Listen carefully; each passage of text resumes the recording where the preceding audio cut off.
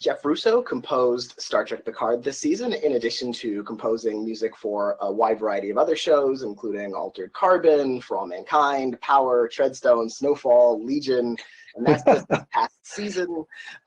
So first off, how do you juggle like a wide array of projects from season to season? Well, you know, I have a great team, and I have a lot of time. You know, it takes a lot of time. It takes a lot of focus. Sometimes a really great thing in order to sort of unstick myself if I get stuck on something is to jump on another thing. But you know, a lot of times it's sort of a misnomer in terms of what people think about how can somebody sort of do so much at one time. It's not really all at one time. Sometimes it leapfrogs, it overlaps a little bit. And a lot of times things are done way early before we ever release something. A lot of times, you know, things on Netflix, you know, we finish those things, you know, months and months and months in advance of the drop date. But it does pose a complex set of issues, and it can be very much like a puzzle, like really figuring out the schedule, really figuring out time to do this and do that. And you know, at what point am I going to figure out I need to do that one thing here, and then I got to do this other thing here, and then also having a really great team. You know, that's really how you sort of try to figure out juggling the whole thing. And you know, when you work on multiple shows, like do ideas and sounds from one project end up influencing or inspiring other projects, or do you try to keep things very creatively separate? You know, I think that a lot of times, you know, you want to try to keep things creatively separate. You know, you really want to try to focus on having a voice for a project.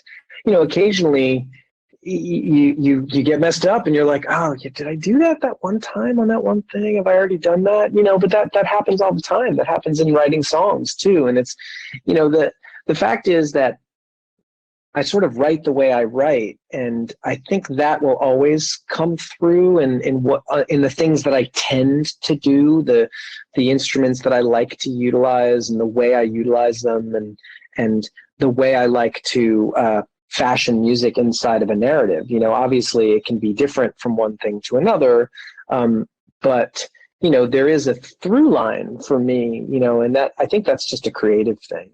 But I do try to give everything its own voice and utilize its own sounds and stuff. And with Picard, in addition to the score of the show, you also composed the main title theme music. And you know, you've also composed Discovery, but in this case, you're coming from Star Trek: The Next Generation, this continuation for this character, and yet the theme music is very different. It has this more intimate feel. Like, what was your approach to that theme music and you know, the approach for the theme was really wanting to be a more measured and intimate feeling title music, because it's really about one character and not a broad show like The Next Generation was. The Next Generation was this broad show about the crew of the Enterprise, and yes, Jean-Luc Picard was at the center of it, but it wasn't just about him and his journey. This show, Picard, is really about him and his journey, and him,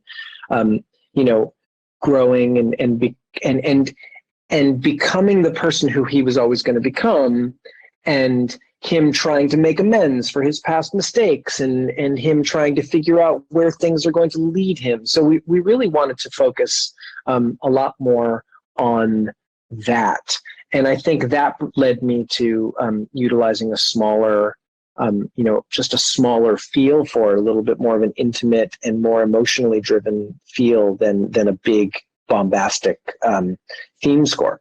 I did, however, want to nod, you know, to our past, because, you know, who are we if we're not recognizing where we've come from? And, you know, part of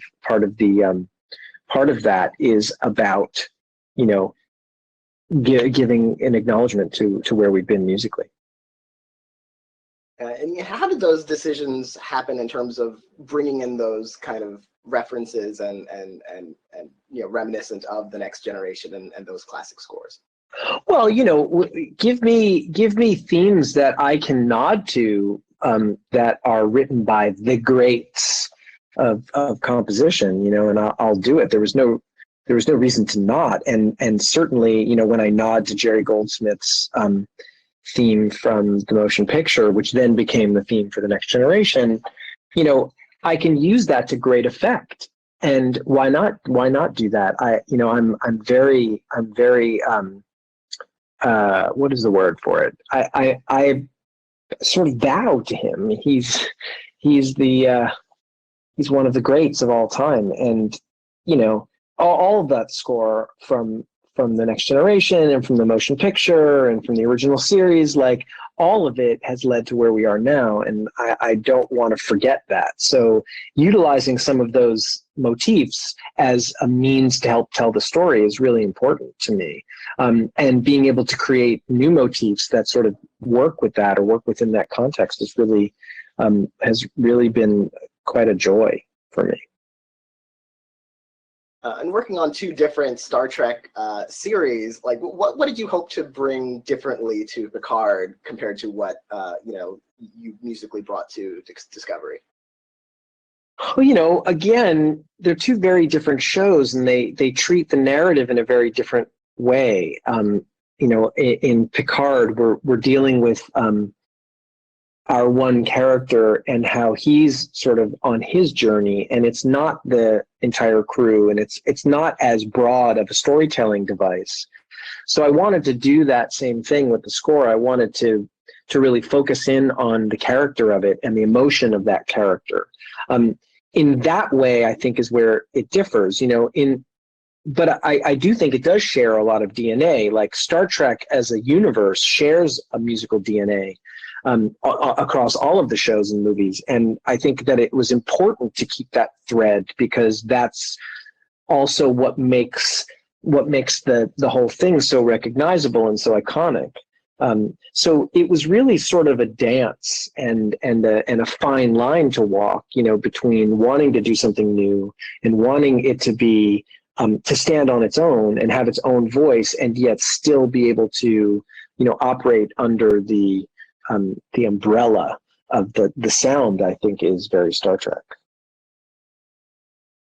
And the Picard also brings in a new crew. So were there specific musical themes and motifs that you were inspired to bring in to different characters like Rios and Daj and Soji, and what were those approaches? It's funny. The theme for Rios was a lot of fun. It was a lot of fun. I mean, he's a fun character, and he's an interesting character. So I wanted to give him a little bit of a tongue-in-cheek feeling to a lot of his cues and his themes. Daj and Soji, they represented this sort of they represented a new thing, and yet also a connection to Data. So I wanted to connect them and yet also give them their own feeling and their own sort of little bit of AI in the thought process behind their sound.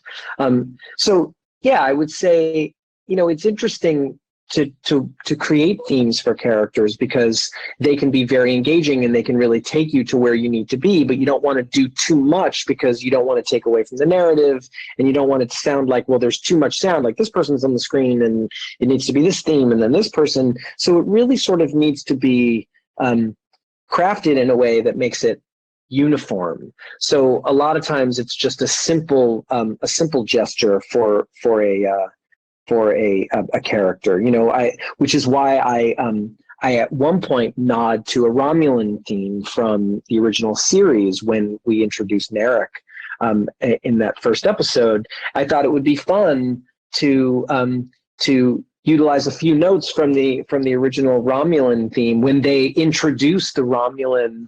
The Romulans to the series, and I thought that would be fun to do. And in fact, I think people really enjoyed that, as a little nugget to talk about. I know it made me smile every time I sort of watched and looked at it. But little things like that, I think, made it a lot of fun to do, like, picking little moments to utilize those types of things, and then sort of creating new and improved motifs for other characters. Was there a composition or a particular episode or scene that, you wrote music for that you were especially proud of and excited and just keep coming back to in terms of listening to it? There are a few, certainly that Romulan theme was a lot of fun to do. The piece of music in 4 when Soji and Narek are at the they do a little bit of a waltz. That was a lot of fun to write. I mean, it was all really, really, really incredible and incredibly fulfilling creatively to sort of sink my teeth into. The end title piece of music for the last episode was a lot of fun. Recording Blue Skies with Issa was fantastic to do. There's a lot. I mean, it's impossible to sort of pick one thing. That first episode is I'm a little partial of the first episode because it was my first moment really jumping into figuring out what the tone of the show would be musically. So anywhere from there in between to 10, I mean, it's all sort of, it's hard to say, like, this is my favorite moment or this is the thing that sticks out the most. Like, the moment I say one thing, another thing comes to mind, and then another thing comes to mind. So it's really difficult to do that, to say, And do you think you'll be submitting episode 1 for Emmy consideration, or have you not decided yet? I've been sort of going back and forth, but I probably will episode 1 to submit episode 1 because it's the one that was my jumping off point into the universe. So it feels right for everybody to join in on that. Is your name going to be on the Emmy ballot any other times? Because you have so much material to choose from, or are you going all in on Star Trek? I'm definitely in on Star Trek. I'm also going to submit Legion, the final season of Legion from last year, and it aired last summer, so it qualifies for this year's Emmys. I'm particularly proud of the work I did on that show, which was really a labor of love, that whole show, I think for everybody, for Noah and for me and for Dana and all the filmmakers, and Regis, the editor, and Curtis, our other editor. It was really, really, really close to my heart to write the music for that show as well. So that's a big deal for me. And I know you're currently working on or Fargo, or I don't know if you've already finished working on the 4th season of Fargo, or if everything's up in the air because of of course what's going on in the world. What can you say about where that is at the moment? Well, I'm not sure what it is I'm allowed to talk about in terms of where we were in production. I've been writing. I've been working on a lot of episodes, and I had been recording a bunch of stuff until we stopped. And we are currently continuing to post, and we are currently continuing to move forward.